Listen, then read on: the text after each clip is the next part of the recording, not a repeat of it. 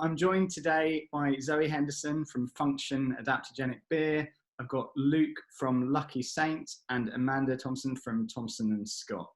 In 2021, who is the modern low and no consumer, and when and why are they drinking? I think that it's everybody, actually. I think it's people who are looking for balance in their lives, as well as the sober community. And I think what's been fascinating about the heartbreaking side of the pandemic is that it's almost created this dichotomy, which is you've got a horrendous situation where alcoholism's on the rise, but on the positive, for brands like ours, Luke's, Zoe's and mine, you've got so much attention, sort of eyes online, where we've just had a chance to grow in such a huge way that it's almost now about us helping hospitality to catch up, I think, and making sure that the options are there. There's no question that everybody's starting to drink alcohol-free at home in such a dramatic way, as the figures have been bearing out in off-trade and direct-to-consumer. We always started out with a view that we were going to be an omni-channel business. And from when we launched in October 2018, we've always had our website. We then added Amazon kind of more latterly in 2019.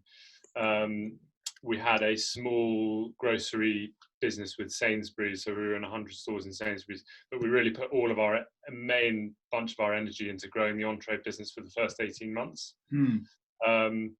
Of course, then COVID comes along, and it turns out we weren't brilliantly positioned for that. Online is an amazing place because it's such a leveler. So it's very easy, or much easier, for small brands to compete with big brands in the online space. So that means we were able to grow very quickly in that area, and actually we more than made up for what we'd lost in the on-trade within a few weeks of the pandemic. So that was a kind of an outcome that we would never have predicted. And it's allowed us, I think the other thing we've done is just focused on broadening the distribution, like across grocery and D2C. And then, we remain as excited as ever about the on-trade. Waking back up, I like to think that it's sleeping rather than it's died.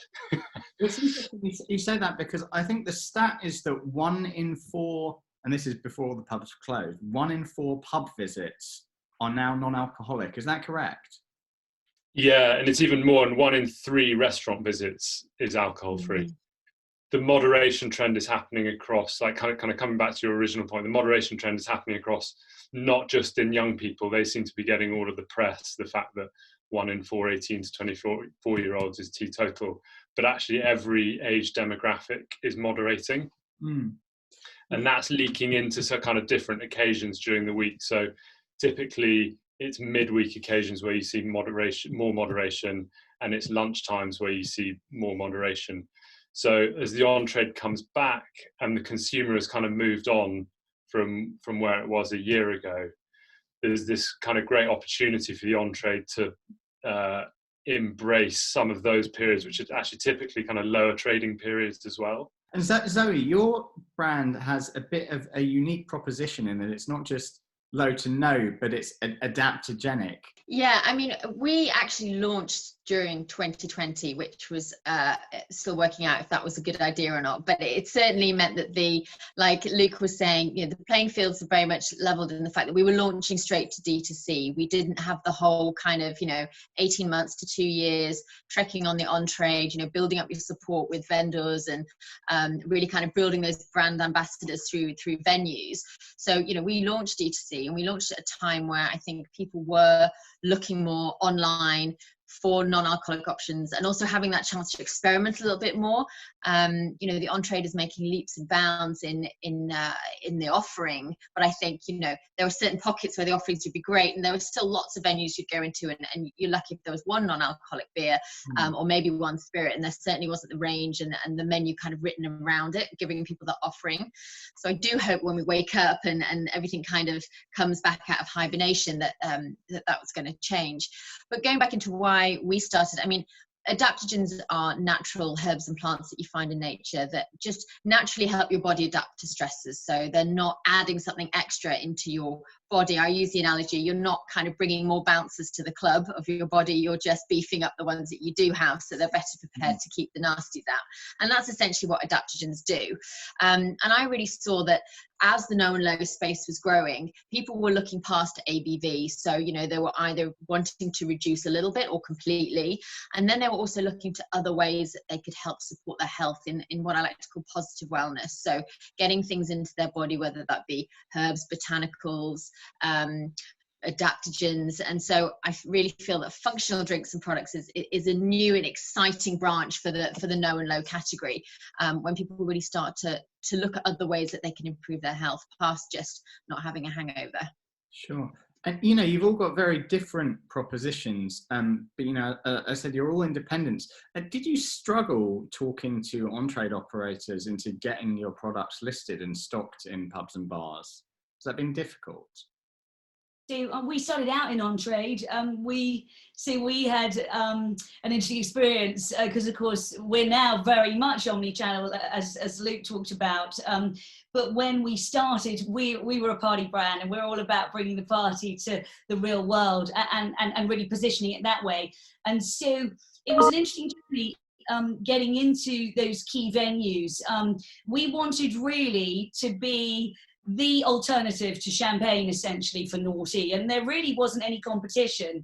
So I guess there's pros and cons of having no competition, right? Because you've really got to do that education piece for starters.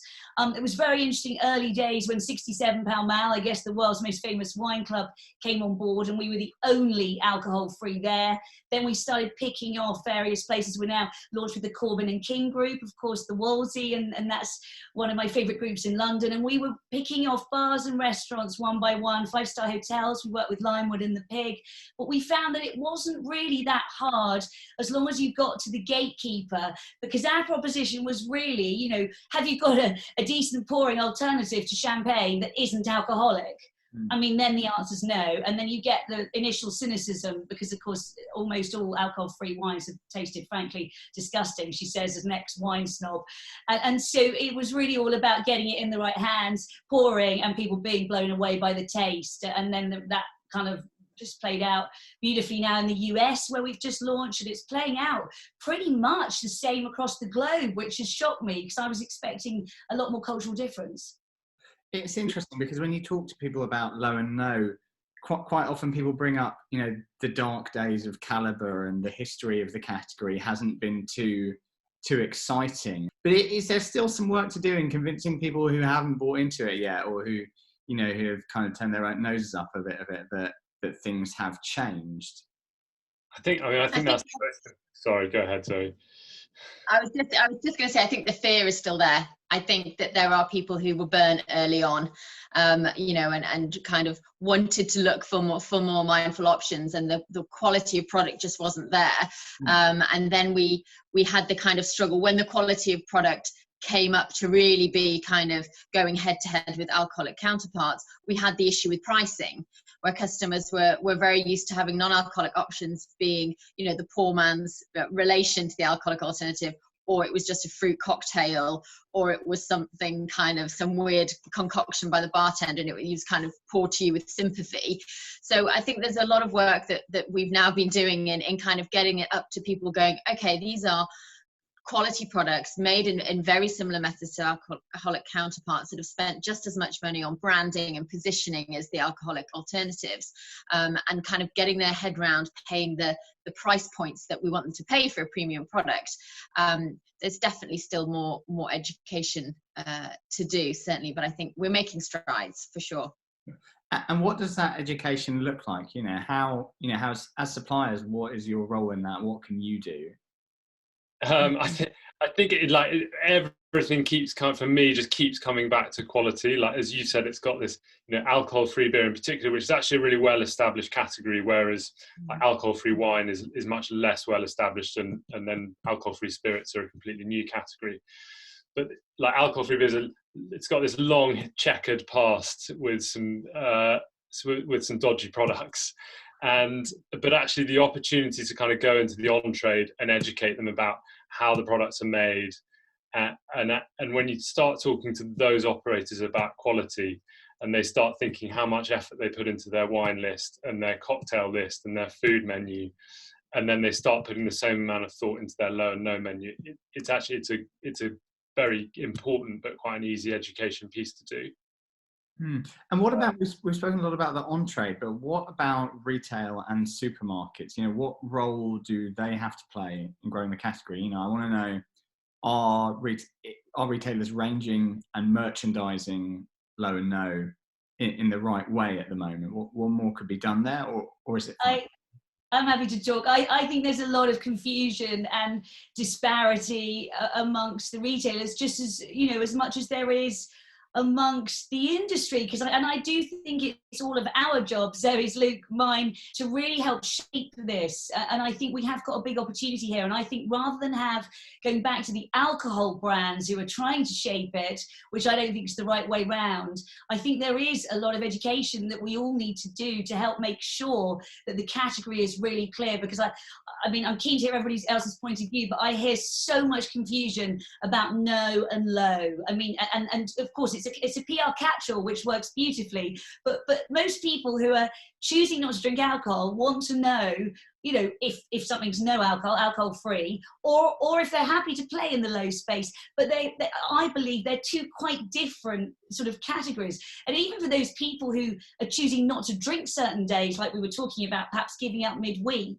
you know, you don't necessarily want anything with alcohol in. And I think it's all of our job to be really shaping that education piece and really making clear that anything below 0.5%, you know, is alcohol free. But above that, you're starting to play, I think, in a very dubious space where there's no absolute numbers. And I think to call something like 6% alcohol wine low is frankly ridiculous, because I can make a spritzer from any old wine and just put in a ton of sparkling San Pellegrino and make myself a beautifully low BV spritzer that's going to come in lower than the wine selling itself at 6%. For anyone still with me, it's really confusing. And I think it's really our job to clear this up, frankly. I don't know what Zoe and Luke would say.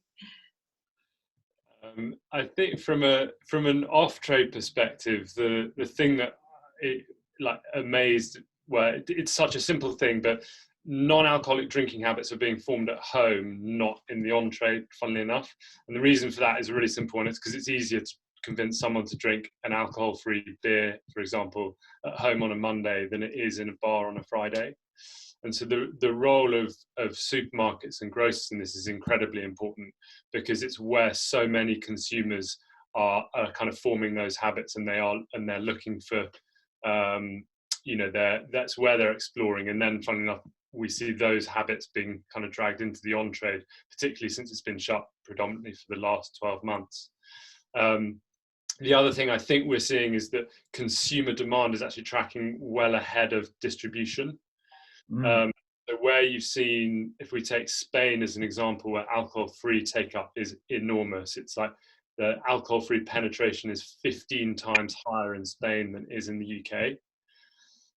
It's a miles bigger category. But the reason that's happened is because they had they orchestrated well between industry, between the kind of the industry bodies and between the brands to grow distribution and kind of give consumers the option and give it the appropriate ranging. In this country, we're currently being pulled along by massive amounts of consumer demand for moderation. And I think if you just give it more space, it'll absolutely explode. Is it a matter of just more space, or is it also a matter of, you know, more practical changes to merchandising, like chillers rather than ambient shelves, for instance? I think that's a good point. I mean, we launched with Waitrose, and we were adamant that we wanted to launch with chiller space. And I think that's really important, that grab and go sort of mentality. Absolutely. And of course, there's a lot of innovation in cans when it comes to wine, which again, you're needing that cold grab and go sort of scenario. But my side of the alcohol-free industry has just been woeful. I mean, you know, the alcohol-free wine sort of category has left itself wide open for me to clean up globally. And really, I want some competition out there. You know, it would start to get a bit more exciting. But I think it's really bloody hard to make good alcohol-free wine, and that's why the innovation's just not been there. I mean, I'm getting called on to consult for stuff, and I'm like, I've got no time to consult. I'm busy working on my brand, but I think we need a lot more excitement in the alcohol-free wine space, you know, because there's not even any other brand I could tell you that I'd be happy to drink, which of course is great for my brand. But I think really when it comes to Luke's point about the fact that all the consumers are demanding it, I mean, you know, I keep getting asked, can I do an alcohol-free red? And we're not quite there yet. I know that if I launched it and it tasted right, it would take off around the world. But I'm not prepared to launch anything unless the taste is perfect. And that's the irony. The consumer demand is there almost before we've got the innovation catching up. And so specifically in the alcohol-free wine space, I think there's a lot more that can be done by other players. We've got a rosé coming out, and it's almost like the market's just been sort of almost begging us for it, if that makes sense. And it goes back to that point that consumer demand and pull-through is massive. So at the moment, is it a case of a rising tide lifts all boats? Because one of the, obviously you're not in this position, Amanda, but Zoey and Luke, you know, there are huge brands from big alcohol companies that have played in non-alcoholic beer for a long time that can leverage the size of their other alcoholic brands to get more space. And, you know, with the entrance of stuff like Guinness into the category and more, you know, is that a challenge or a benefit to the category as a whole for you? Zoe, what do you think? I think it's definitely a benefit, you know, for smaller brands where we don't have the huge marketing budgets of Heineken's and Guinness. It's really helping to mainstream the product in the mind of the consumer. You know, like I said, supermarkets and retail, they are the shelf space and the positioning of no and low alcohol is getting better. It's still moving along at a snail's pace, nowhere near compared to the consumer demand, as Amanda was saying. But by giving that more shelf space and by bigger brands coming in there who have more leverage with the supermarkets and with the big retailers, it is helping push the market forward. There's always a demand for provenance and for craft and for people wanting to support smaller brands and kind of shying away from the mainstream. And there's always a market for people that want the big brands and they trust and they like to consume products that come from a huge multinational company. So I think we can work together in that. They're kind of like opening the doors for then the smaller brands to kind of run in and hopefully run past them. So it's not a case of, big guys pushing the small guys out of the market. There will be places, I'm sure, where that happens. But I think if you step back and look at the market from the whole and the brand building and the awareness raising for the category as a whole, I think it's a positive thing. Is there still money flowing into smaller brands like yourselves? And do you have any advice for small suppliers who are looking to get finance? I think there's definitely, from an investment perspective, there is definitely still funds flowing into this area. I think it's viewed as a particularly exciting category.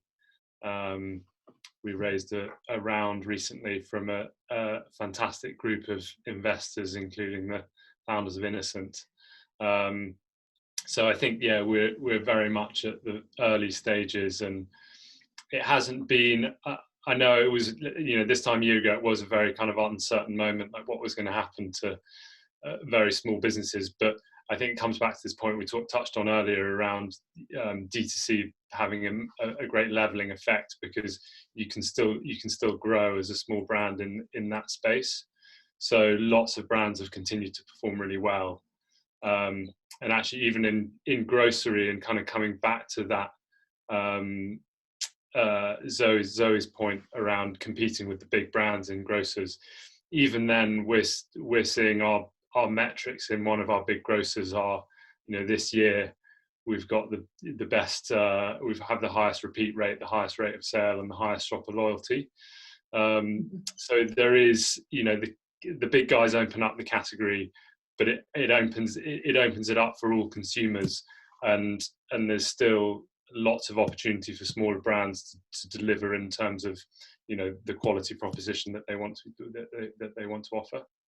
Luke, you were actually number one on Amazon for a period during last year. Can you tell me about that? How did that happen? How did you do that?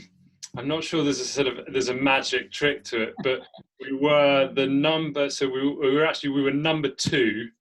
We were the second best-selling lager brand on Amazon. So not that included full strength. The only person beating us was a 24-pack of Foster's at one point.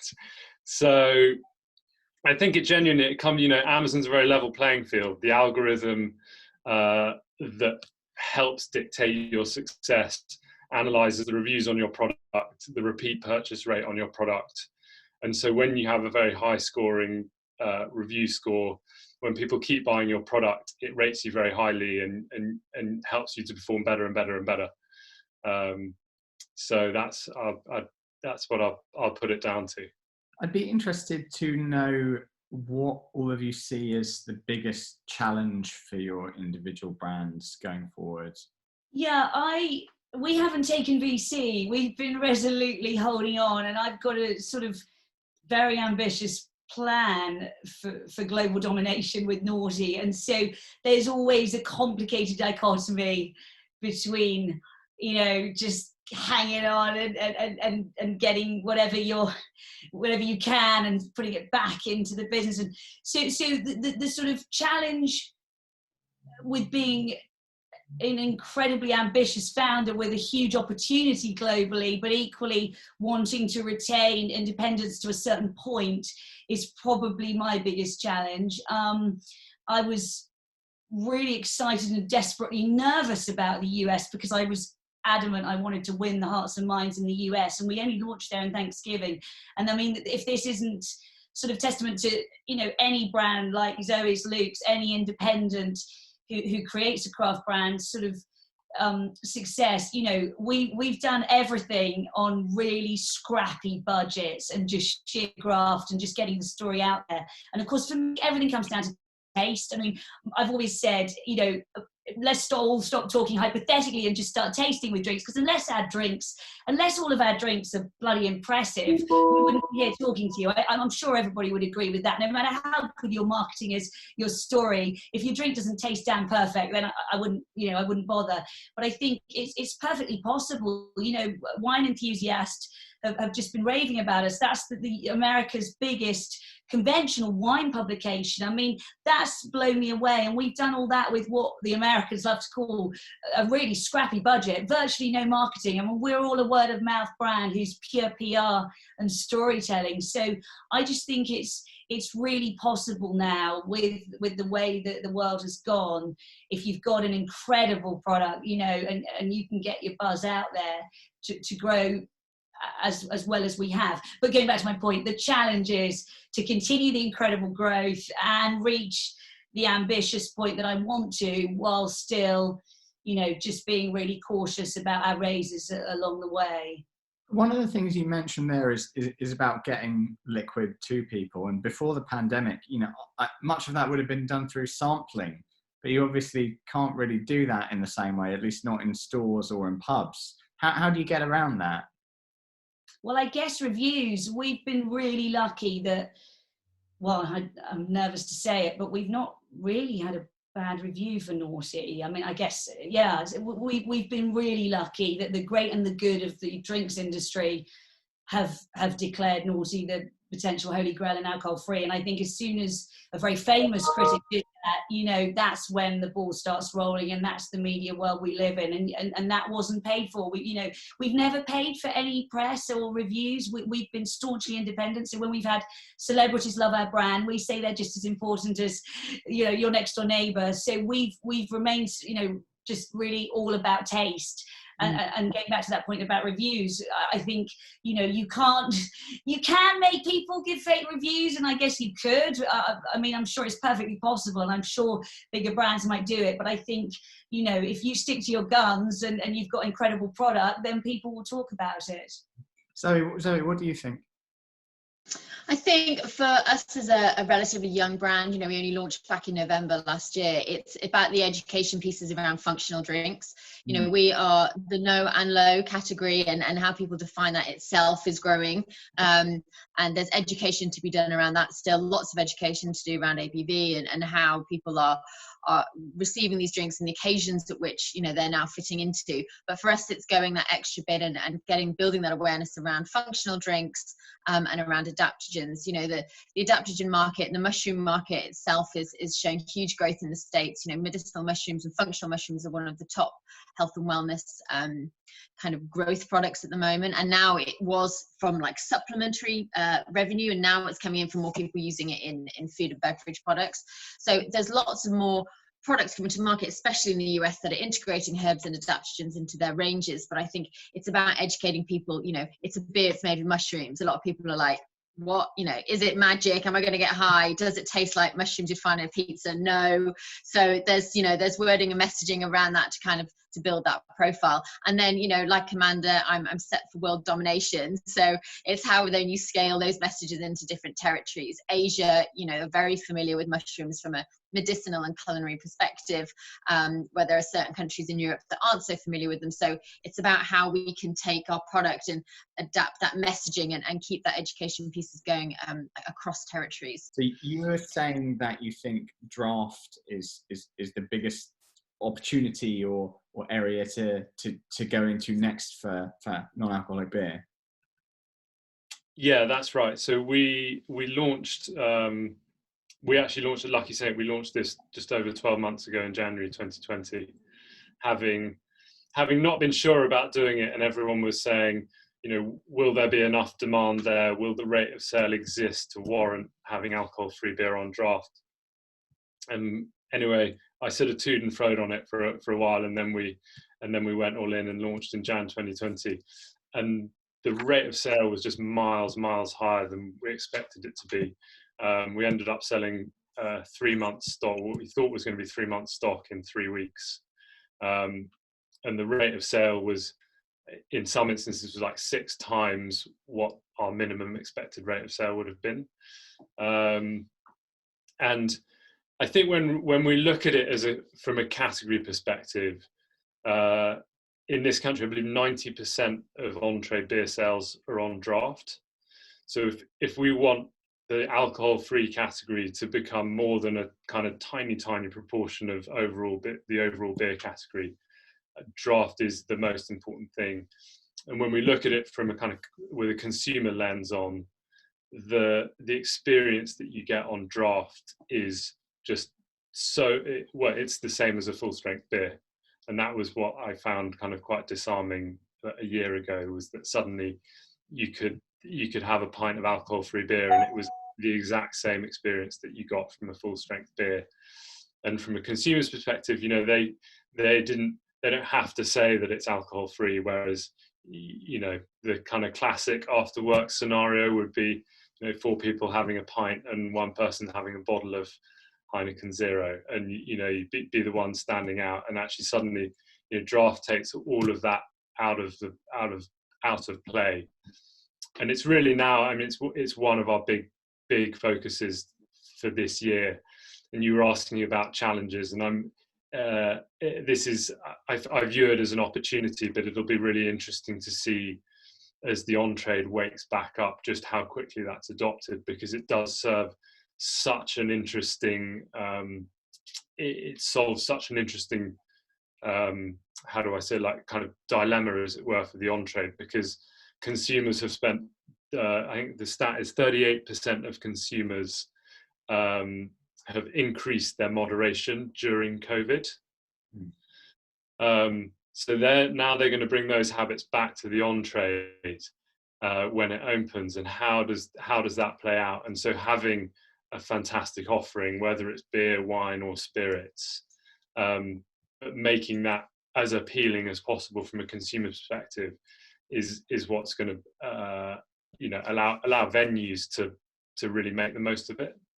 I guess one of the things I'm curious about is, up until now in pubs, you tend to see, if they do have a draft non-alcoholic beer, it will be limited to one, you know. And is there scope to increase the amount of non-alcoholic fonts? You know, I can imagine that if I'm running a pub, you know, I might be skeptical at the idea of having more than one brand of alcohol free on draft, because, you know, whether I've got worries around margin or rate of sale. You know, what do you say to those people?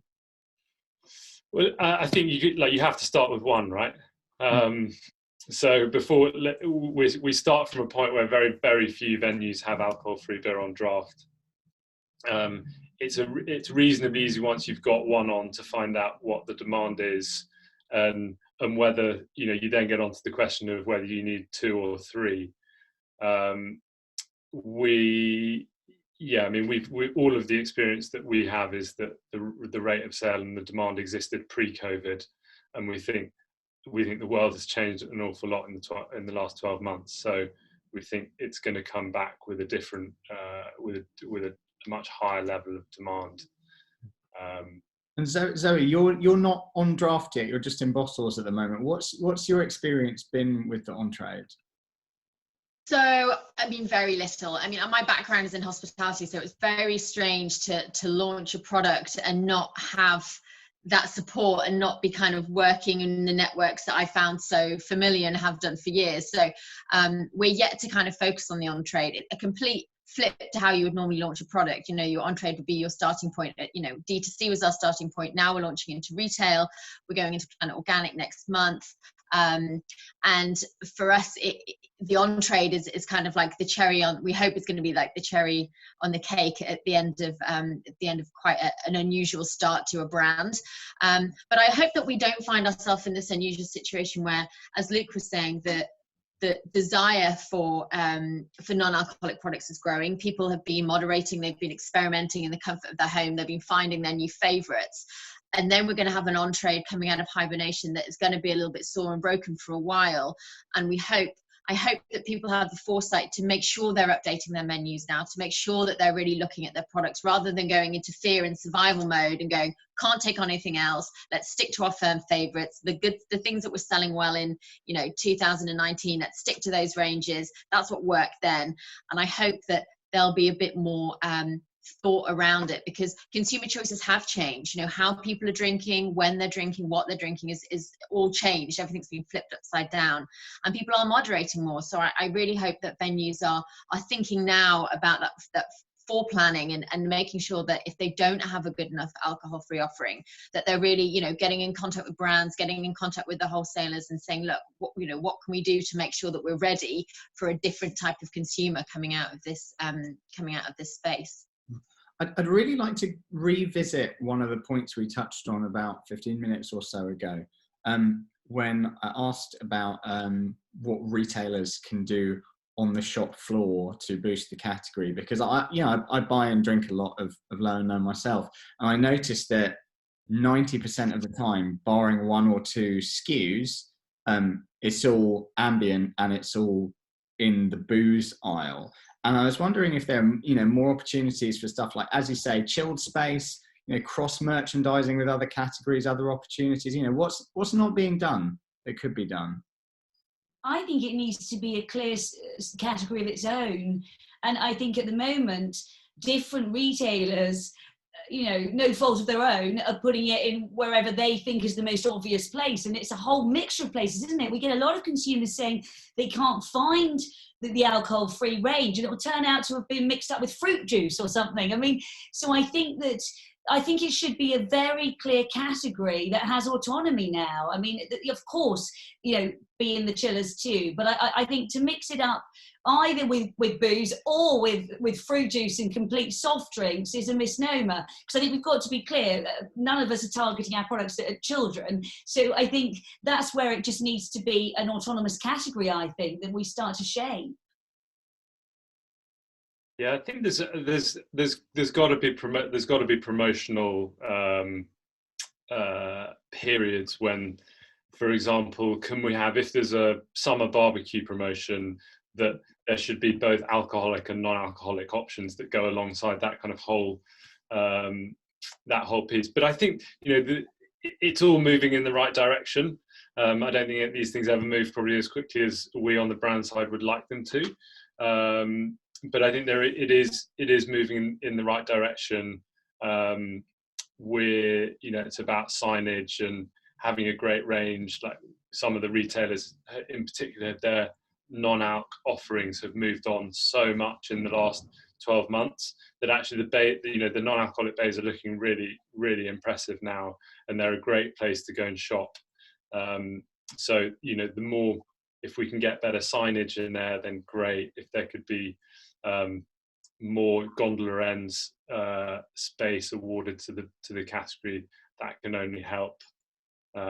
So I think it's probably, I'm not sure it's anything new. I think it's probably applying some of the good practices that have been used in other categories, but now like just putting the lens on no and low because it's such a big area of consumer demand.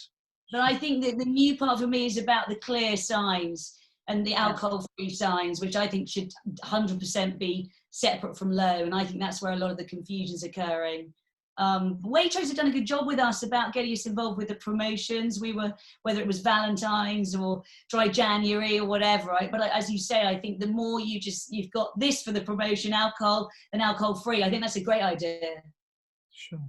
I was talking to another drinks journalist on last week who kind of compared what's going on in low and no at the moment to what was happening in craft beer about 5 years or so ago. And it made me wonder, is there a limit to which low and no can grow in terms of market share? When do you see, is there a natural evening out point? Are we way far off from that? Funnily enough, I think it's easy to draw those parallels, but actually I'm not sure it's going to be the same thing at all, because craft beer it's become more and more mainstream and it has pushed out, but it started from a very, very niche point, and it started being very, very small. I mean, it's still only single digits of the beer market, whereas the moderation trend is happening across every age demographic, every area of the country. It's much, much wider. So I think it's going to permeate much wider and much more quickly. So what kind of, I'm not asking you to give me an exact percentage, but ballpark, how big do you see this category, in 3 or 5 years' time? And that's a question to all of you. I mean, in beer, 1% of beer sales are now non-alcoholic. So 3 or 4 years ago, when I started kind of on this journey, it was 0.5% of beer sales. So it's grown a lot. But in Germany, alcohol-free is 6% of beer sales, and in Spain, it's more than 15% of beer sales. So the headroom is just enormous. And as I said before, I think consumer demand is pulling us along much more quickly at the moment. So is it going to get to in excess of 10%? For me, there's no doubt that it will be at least that level. I've bet on that 100. Oh, sorry, you go. Sorry. No, go ahead, Amanda. I was going to say I bet on that 100% because I came from the fine wine business. I was a champagne snob, so I'm an interesting one because I came from being a champagne and fine wine obsessive, and I was obsessed with alcohol-free and seeing whether I could launch the perfect one. And now I'm pivoting to being a brand that's front-facing, fully alcohol-free within the next 3 to 6 months. So I think I'm all in on alcohol-free, and I think it's limitless. And I remember speaking to a group of entrepreneurs and investors in Switzerland about 12 months ago. And I started out my speech by saying alcohol's the new tobacco. And there was this gasp, they were like, but what do you mean? You still have a champagne, Amanda? I was like, yeah, I still believe alcohol's the new tobacco. And if you look at the way legislation's going, if you look at the way the trend is cutting across every demographic, there's no question that it's really hard to even put an end figure on this. But I think it's very easy for us all in the industry to think that we're at this point when actually, of course, investors and the brands, we know the big opportunities. Of course, I don't think we've scratched the surface of the opportunities when it comes to consumers. And so I think that it would be really hard to put an endpoint on this. I think we're just at the beginning of the incredible growth. And if you think of the opportunities that Luke, Zoe and I have got at the moment, and we've barely scratched the surface. I mean, Luke's just done a brilliant fundraising round.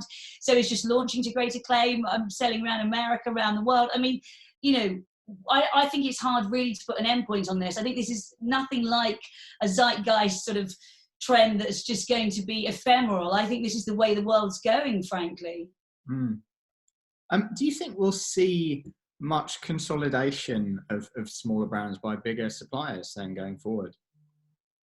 Well, the drinks world, as anyone who knows investment, is hugely acquisitive. And I think you mentioned at the beginning about the big brands having, whether it's Heineken Zero, whoever it is, they've all got their own versions now, pretty much all of some sort of alcohol-free, haven't they? Whether it be zero proof spirit, whether it be possibly a wine, but there's nothing I can really think about, but certainly beers. And I think that the whole history of the drink space is all about acquisition, isn't it? And they can't do what we do. The big drinks business, there's no story, there's not the heart and mind that goes into brands like all of ours. And I think that the big drinks players know that. And so it's always been a hugely acquisitive sort of landscape. So I don't see any reason why that would be set to change. I'm sure Luke would have a strong opinion on that with his recent fundraise. I think it's important, like, not to sort of get distracted by that stuff and just keep putting the consumer at the heart of everything that we're doing, and brewing a great beer, providing amazing solutions for the consumer and for our customers, and growing an independent brand, and what will be on that stuff. I don't have a particularly strong opinion, but as Amanda says, like the booze or the drinks industry in general, it's been very acquisitive in the past, but it's not something that we spend too much time thinking about. I think I was only really making that point to say that we're not afraid, basically, that I think that it's such an incredible group of alcohol-free sort of producers out there. I mean, it's an amazingly positive, energetic group. I mean, I've got to know Luke a little bit and Zoe a little bit just online. We've never met, actually, but everybody's so open. And I think we all know that there's plenty of space for us all to be doing brilliant things in our lane. And I don't think any of us are fearful of what the big brands are doing, because as Zoe alluded to, it just gives us an opportunity to put more spotlight in the category. Zoe, as someone who started their brand more recently than Luke and Amanda, this all must be just tremendously encouraging for you. Yeah, I mean, it is. And I think echoing what we were saying before, this isn't a trend. This isn't some kind of fad. It's not a pink gin, or it's not something that's just kind of going to fall out of fashion. This is a whole movement and a whole lifestyle choice that people are now wanting to take. And it crosses category. You're now pulling in people who want to drink an adult occasion soft drink, and they're going to a non-alcoholic beer, but they might never have been a beer drinker, and you're looking at different occasions where before it was unsuitable or not practical to have alcohol, and now you're bringing in alcohol-free versions of an alcoholic product. So it's not just focusing on bringing in people from the beer category or bringing in people from the wine category. You're bringing in people from lots of different categories.